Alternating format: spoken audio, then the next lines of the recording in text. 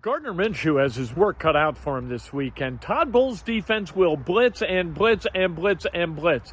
And there are a variety of novel blitzing schemes. And Gardner Minshew and the offensive line, they're going to have to figure out where those blitzes are coming from.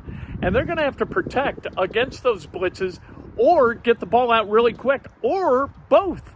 You're going to have to get it out quick and pick up the blitzes, because maybe you got 1.3 seconds to get rid of that football to one of the Colts receivers. If you get time, you can take advantage of this defense because their corners, not very good. Yeah, let's get closer. It's the week of gathering. There you go. Gardner, know that you're focused on your job, the task at hand this weekend with Tampa Bay, but with the release of Shaq Leonard, how does it impact this locker room when you lose a guy who was a captain in this organization? No, you lose a guy that everybody has so much respect for. You know, is a great leader for us, great guy in the locker room, and great player. You know, so obviously, anytime, you know, whether it's through that trades, or, you know, somebody getting hurt, everybody just has to raise up that much more. We have to have, you know, leaders step up in the locker room. But, you know, definitely a guy that we'll miss having around. After all this team has been through this season, you're right there still in the thick of things, supposed to make the postseason. What is the sense of urgency right now for this team as you get ready for the Bucs? Yeah, I think, you know, like you said, we got everything, put ourselves in a good spot right now. So we just got to go 1-0 each week. And I think we focus on the task at hand.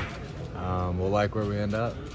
Gardner, I think you have a unique perspective of having to go up against Shaq as an opponent. Maybe other guys in the locker room didn't. And, I mean, the last 2 years haven't been at his peak, but when you had to prepare for him at his peak, what was that? Yeah, I mean, I thought he was probably the best in the league that I was playing against. I mean, just always around the ball, always, you know, creating turnovers in the pass game would get in windows that, you know, you just really wouldn't expect a linebacker or anybody at that position to be able to do. Just really, really unique player, and, you know, guy will miss, yeah. Just 1-4 at home right now. Will there be more of a sense of demand this week as you guys get ready, you know, against the Bucs to try to take care of home? Because you're set to 1-4 right now.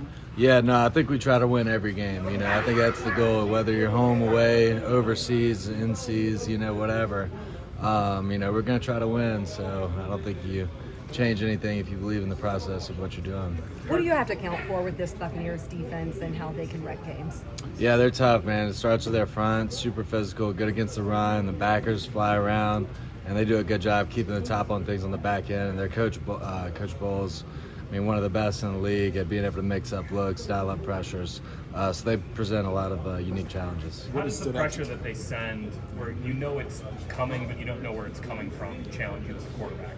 Yeah, no, you kind of got to be dialed in with our protection calls pre-snap and being able to identify things. And then, you know, being able to trust the offensive line to pick up when we need to pick up and understanding when we're hot. But I feel really good about our plan. I think we should be ready for it. What has stood out to you about your teammate Josh Downs? We saw what he was able to do in Germany, but what has stood out to you about his effectiveness on the football field? Yeah, no, he just gets open and catches the ball, man. He's a good receiver for us. Just continuing to grow and learn. You know, you could tell early on that he's going to be good, but I think he's really just scratching the surface of what he can be as a player.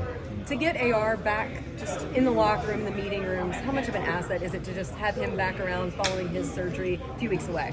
Yeah, he's awesome to have around, man. A guy that everybody kind of, you know, respects and resonates, you know, with his presence. I think, you know, having him in the room is good, you know, just, and then in the locker room for sure. So it'd be good to get him back around more as we get going. How much are you looking forward to this Sunday? I mean, in Germany, had the break. You've been away for a while. How much are you looking for this opportunity back in front of the home crowd? Yeah, super excited to get back, man.